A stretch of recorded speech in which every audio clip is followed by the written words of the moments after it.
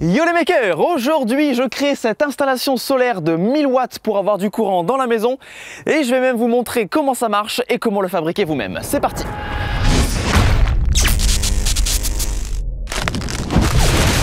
Pour ce projet, j'ai acheté d'occasion sur le Bon Coin 4 panneaux solaires polycristallins. Donc ça, ce sont des modèles 230 watts maximum. Donc ça nous fera un total au max de environ 920 watts, ce qui n'est pas négligeable pour une petite installation maison.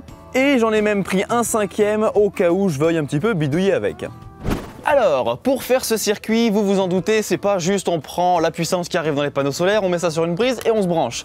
Il y a plusieurs éléments en fait qui composent un circuit solaire général qui sont à peu près tous les mêmes partout. Tout d'abord, la puissance des panneaux solaires, on va la faire arriver dans un contrôleur de charge. Ensuite, ce contrôleur de charge va être relié à des batteries pour stocker l'énergie. Et cette puissance des batteries va partir ensuite dans un onduleur, un convertisseur, qui va convertir le courant continu des batteries en 230 volts alternatifs qu'on va pouvoir utiliser dans une prise. L'avantage de le mettre sur le contrôleur de charge, c'est que le contrôleur va couper la sortie de courant quand les batteries seront trop faibles. Donc vous verrez qu'on va fabriquer un système qui va automatiquement basculer du courant des panneaux au courant EDF si jamais j'ai plus assez de patates dans les batteries. Ce qu'il faut savoir aussi avec les panneaux solaires, c'est qu'ils n'ont pas une puissance de sortie qui est constante. Ils ont un point maximum en fonction de la tension et du courant qu'on leur tire. Et il y a certains contrôleurs qui sont intelligents, qu'on appelle des contrôleurs MPPT pour Maximum Power Point Tracking, qui vont activement rechercher ce point sur le panneau solaire pour tirer un maximum de rendement de votre installation.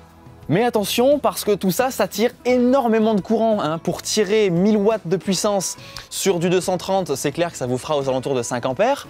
Par contre, si vous tirez ça avec 10 fois moins de tension, c'est-à-dire aux alentours de 24 volts, il va vous falloir 10 fois plus de courant. Donc 50-60 ampères qui traversent dans des câbles, ça chauffe. Donc faites très attention à ce que ça ne crame pas. Sans plus attendre, faisons quelques mesures et quelques tests. Ici, j'ai donc un contrôleur MPPT hybride qui peut prendre à la fois une entrée panneau solaire et une entrée éolienne. Celui-ci peut prendre jusqu'à 600 watts d'entrée en éolienne et 300 watts de panneau. Donc provisoirement, je vais faire un circuit avec un seul panneau et quand j'aurai un meilleur contrôleur, on mettra tout ça avec toute la puissance. Et là, juste ici, j'ai le convertisseur, donc 24 volts 230 qui peut tenir jusqu'à 3000 watts. Et mine de rien, ça a l'air d'un petit truc chinois comme ça, mais on a mesuré une parfaite sinusoïde en sortie. Faudra juste voir ce qu'il donne en termes de rendement et de puissance admissible réelle. Et enfin, donc le dernier élément, j'ai les batteries qui sont là. Donc deux batteries 12 volts, 95 ampères-heure de capacité qui sont branchées en série pour avoir du 24 volts. Allez Rémi, vas-y, pour une fois qu'on fait pas péter des trucs quand on se voit nous. Allez vas-y, cours, je te pose panneau. Oh oui, des arcs électriques, ça c'est bon. Ouh, un beau petit 8 ampères quand même, hein. Tu t'es pris le jus? Oh la vache, regarde. Oh, oh. C'est ouf. Mais c'est quoi ça?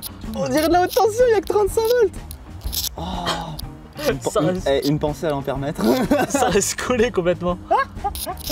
Au niveau des batteries, on est à 27,5 volts à peu près, donc on a bien une régulation de tension qui est faite, puisque là vous voyez en entrée des panneaux on est à peu près à 31 volts, et à peu près 2 ampères 4 qui circulent dans les batteries, donc elles sont bien en charge. Et pour lui mettre déjà une petite charge de test, on va mettre le chargeur Bosch qu'on va brancher dessus, qui devrait tirer à peu près 75 watts. On va recharger une batterie. Vas-y, branche-le dessus donc. Et la batterie charge, donc c'est nickel. Ça marche, oui! Bon, design, perçage, vissage. Ouais! Et en gros, ça va être comme ça. Ah, ça va être un sacré truc, hein. Ouh, on va pas être loin du bord des fenêtres.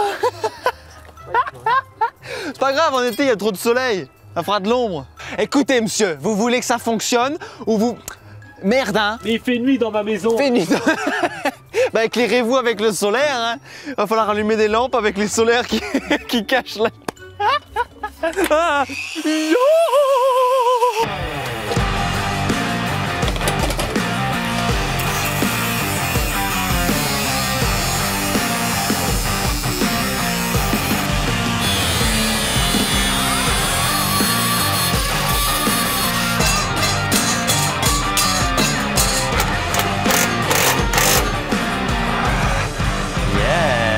Bien, donc là on a un support qui est terminé. Donc on a en premier deux grandes barres d'1 mètre qui vont traverser la largeur.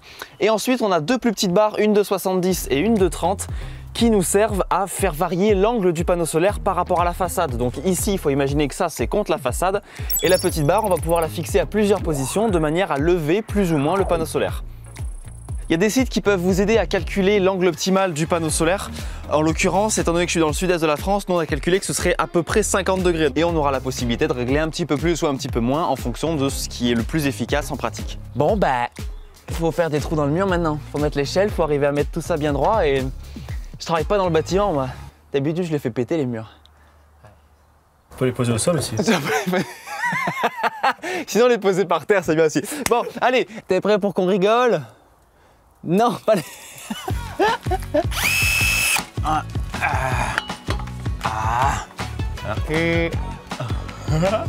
Faut couper le cordon, désolé, mais voilà, hop. Alors maintenant, comment je la démonte sans qu'elle me démonte? Bon, déjà, elle, si je l'enlève, ça fera rien.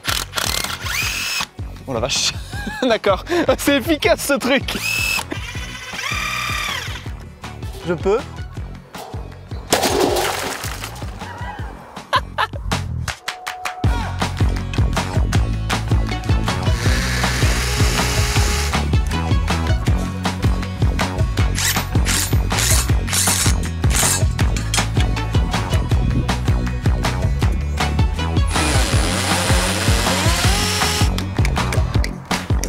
Vas-y, Younidiou, perce-lui la gueule.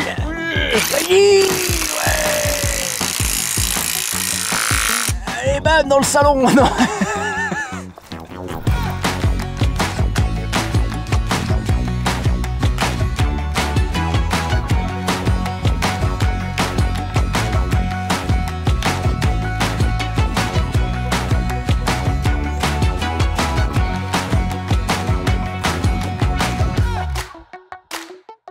Nouvelle journée, nouvelle étape. Alors ce qu'on va faire pour l'utilisation finale, ce sera relier ces deux panneaux-là en série, ces deux-là en série et mettre le tout en parallèle, histoire d'avoir une tension qui soit pas trop haute et qui soit dans les plages admissibles pour le contrôleur que je mettrai plus tard.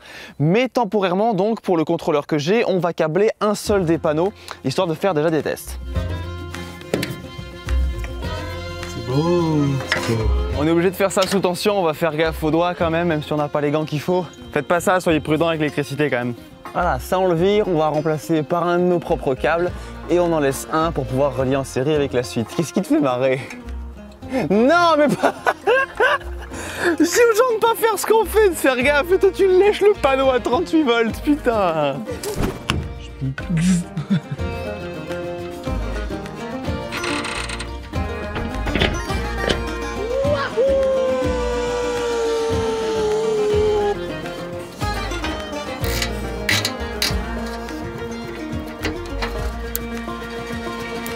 Oh, il y a du courant.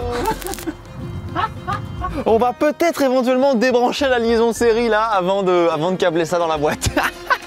Bien, donc voilà les raccords électriques dans la boîte de dérivation. Donc on va relier tout ça et maintenant il faut qu'on passe dans le mur aussi. Ça va être drôle, ça va être cool ça. Bonjour, on vient chez vous. Au calendrier de la poste.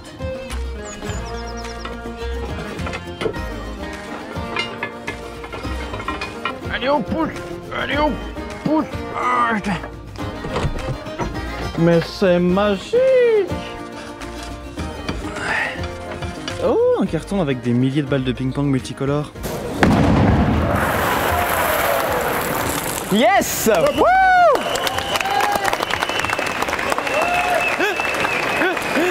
Aïe, on a les câbles qui sont là, donc il y en a un qui va rester pour l'instant dans le vide et le deuxième qu'on va raccorder ici et on ira maintenant au tableau. Putain, il y a un terrain d'avoir des kilowattheures, hein. Ah de Dieu.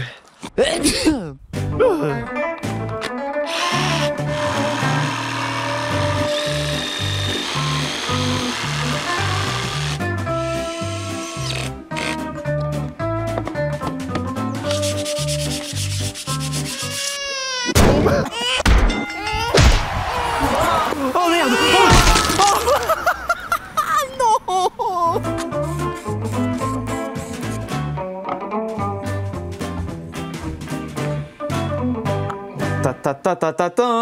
Oh, je sais pas qui a câblé ça, mais il a fait un bon boulot, hein. Je sais pas. Tu sais pas non plus qui c'est? Ah, bravo Rémi. Alors voilà, le câblage est terminé. On vous a épargné les interminables coups de tournevis et replaçage de tous les disjoncteurs dans le tableau.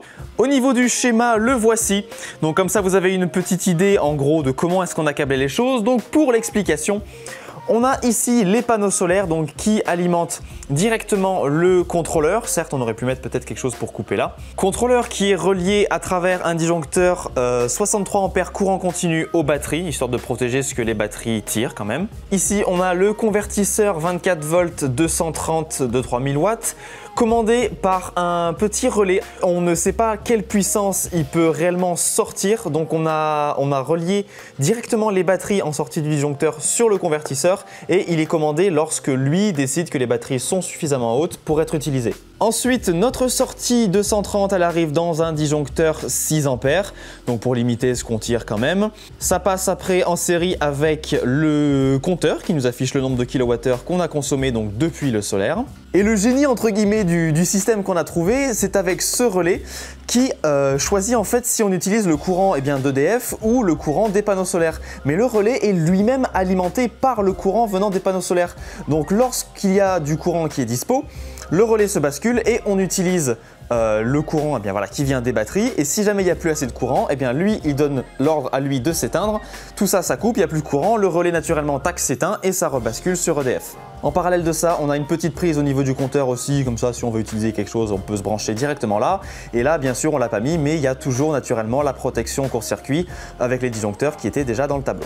Et donc là tout fonctionne, vous voyez que les éclairages s'allument parce qu'on est donc sur l'EDF étant donné qu'il n'y a pas de courant à ce niveau là, mais dès que je vais activer ça, normalement...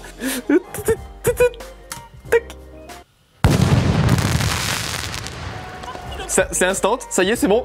Ah d'accord, c'est instantané, ok. C'est littéralement instantané. Ah oui, 320 watts effectivement, j'ai le PC qui est allumé. Oh, c'est bon ça...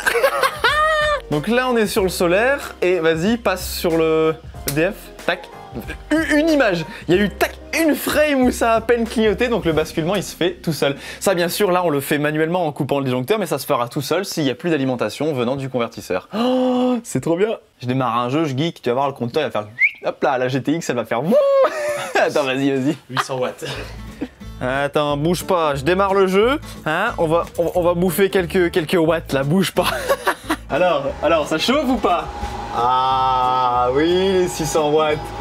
Ouais bon désolé les gars, hein, je vous laisse sur ce game, c'était pour la science. Hein. J'ai pas envie de mettre un gros chauffage là-dessus pour voir. J'ai envie que ça saute. Les électriciens commencent à faire. Vas-y allume. Oh putain. Oh oui le petit chauffage de 1000 watts. Oh oui 42 ampères sur les batteries. Ouh. On est juste à la limite à mon avis. Allume mon PC, j'ai envie que ça disjoncte. 1200. Ouah, pac, il a sauté. Ok. 1260 watts, nickel. Hein. En gros, 1250, il a pété. Impeccable. Et ça a rebasculé sur EDF. On n'a pas perdu le courant, ça a juste sauté.